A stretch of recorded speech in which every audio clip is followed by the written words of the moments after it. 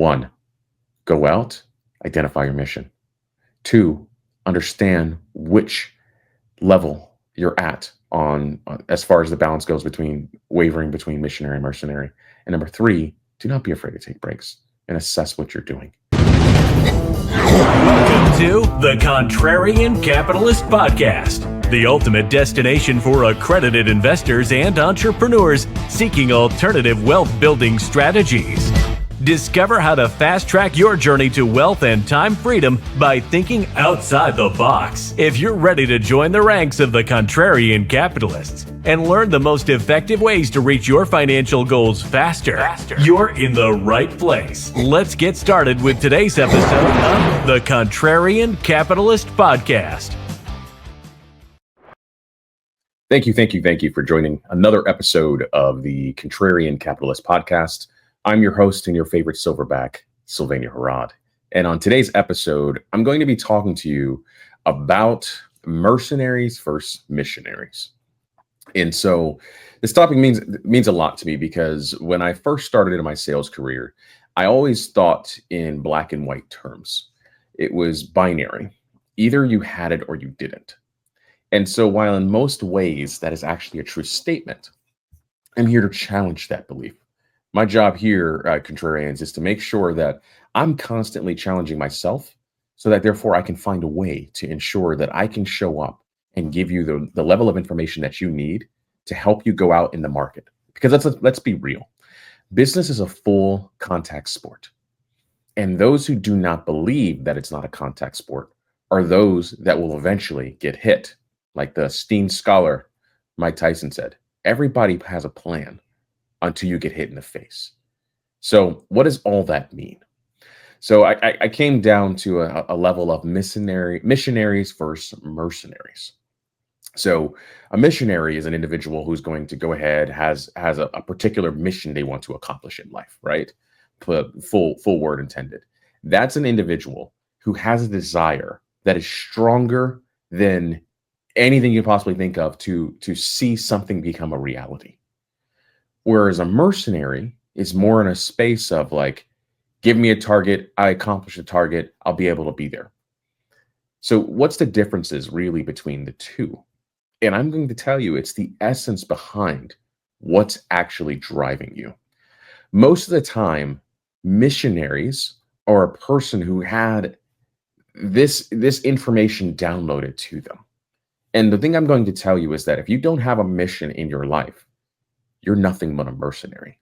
Because look at it. Over the span of however you've been looking at business, there's always trends.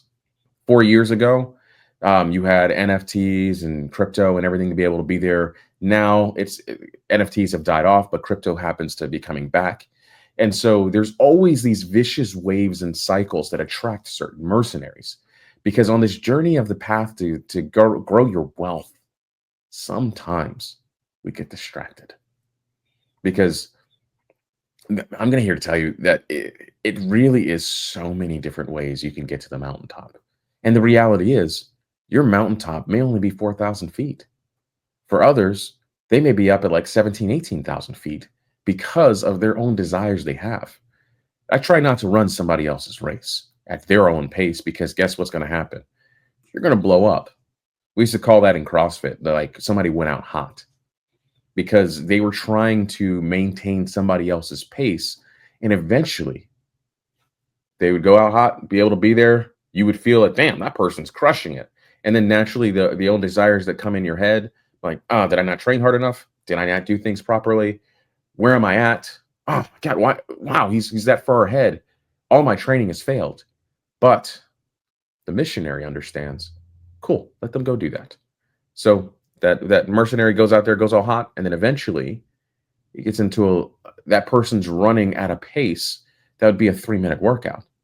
But this is a 15-minute workout. And right around minute 7, minute 8, they start dipping. And this person who is chipping away, you catch them. If you had the right conversation between your ears, if you trusted the training of what you were doing, and you would catch them.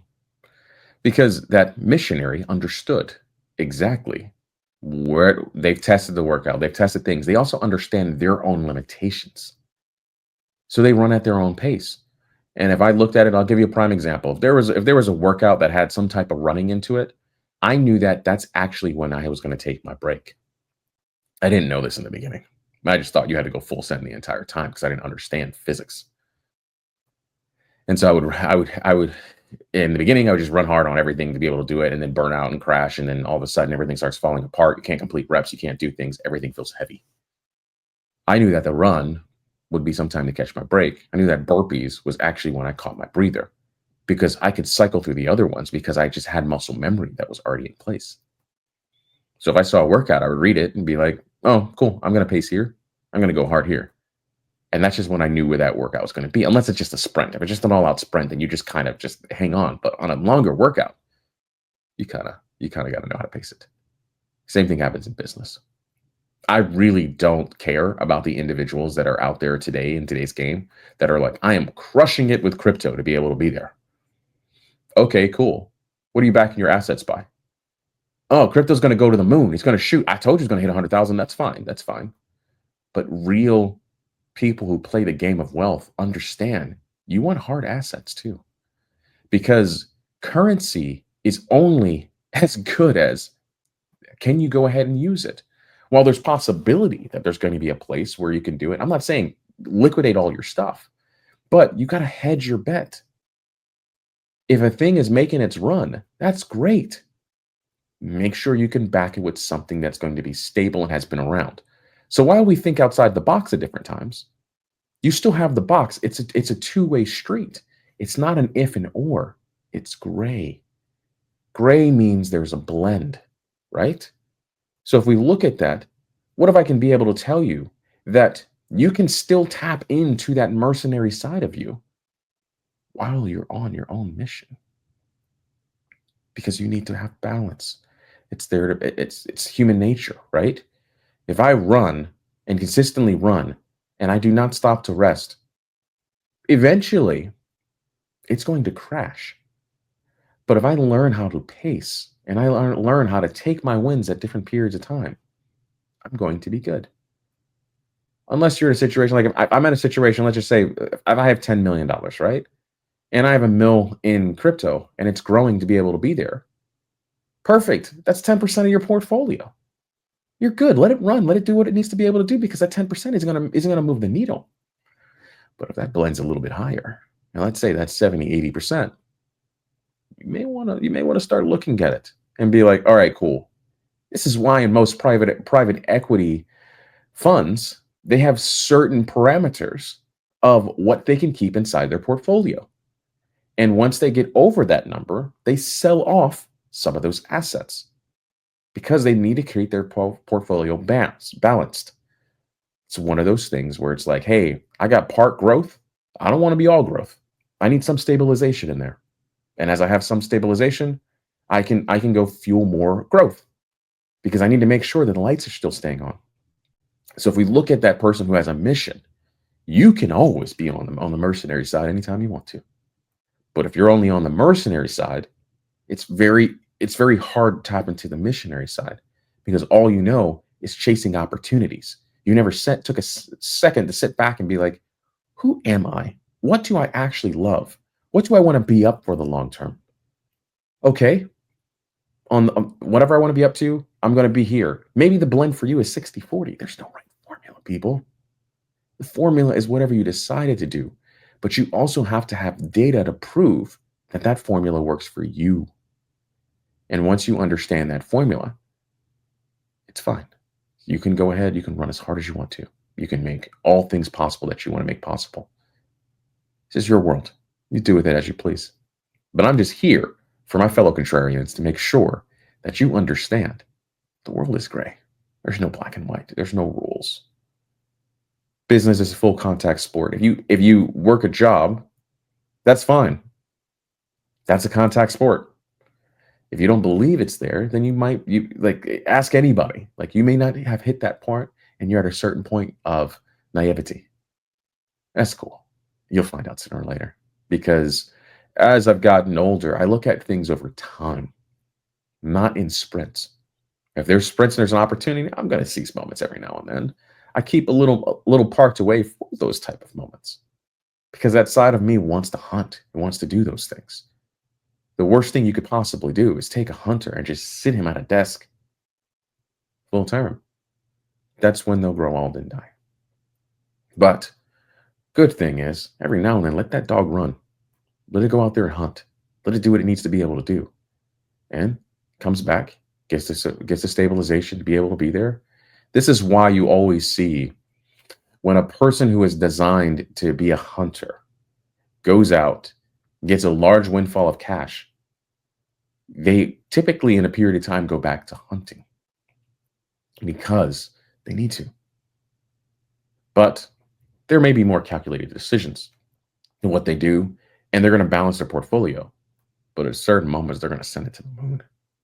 But they balance it there. So to land the plane, I want you to know that the first most important step is to identify your mission. Identify it. For me, I know that I love being involved and engaged with people and playing the sport of business. Because I know my ceiling is unlimited. And I know what categories in my ceiling is unlimited with working in building private banks. I can function in multiple different industries. It feeds that desire in me to learn more about different industries and how they work. But at the same time, because I have my mission, now I can figure out what I'm going to be a mercenary about and how I'm going to attract my ideal clients into the situation and how I'm going to create those different pillars and why I can even, in some elements, give certain pieces of information to my clients of what they can do based upon my experience. It feeds both sides. But I spend about 80% of my time in missionary. The other 20%, I spend it as a mercenary, and that's fine because that's what balance works for me. So part 2 is figure out what balance you want to be at. In younger years, the odds may be flipped because you have to go out at different times as a mercenary and figure out what you're actually good at. You need to test. You need to go through it. You need to figure out those things. Spend 20 years hunting to figure out, this is what fits. I'm going to trust this. And here's the reality. In 20 years, it may be a different answer. The equation may flip for a year or two. Either way, that is fine. You get to choose the formula. And number 3, make sure you take breaks. Take the necessary breaks. Take the assessment. There's no point of testing if you're not actually going to read the results of the test you're creating. Human beings were meant to pause. There's this misconstrued reality that when we want to become robots and be able to do those things. Nah, bruh. I love being a human. I love all the feelings, all the good, the bad, and things to be able to be there. Love the game, hate the game. There's parts of the games that are not fun. But there's part of the games that I love because I love the sport. I love the challenge. I love what it does because that's why I'm an athlete. If it wasn't, then I wouldn't want to play that. And if you're a contrarian, you're an athlete too. You like thinking about things. You like questioning things. You like going through that experience, which is why you're here. So with that being said, let me land a plane. 1, go out, identify your mission. 2, understand which level you're at on as far as the balance goes between wavering between missionary and mercenary. And number 3, do not be afraid to take breaks and assess what you're doing. So as always, you can find me on all social media platforms at Sylvania Harrod across the board. Shoot me a DM, shoot me an email. I had somebody email me last week about a previous episode, would like to have a conversation. I'm game for that because this is what my mission is to make sure I educate and inform people out there who are hunting for what I'm currently going down the road for. So appreciate you all. Stay grateful, my friends. Until the next episode. Cheers.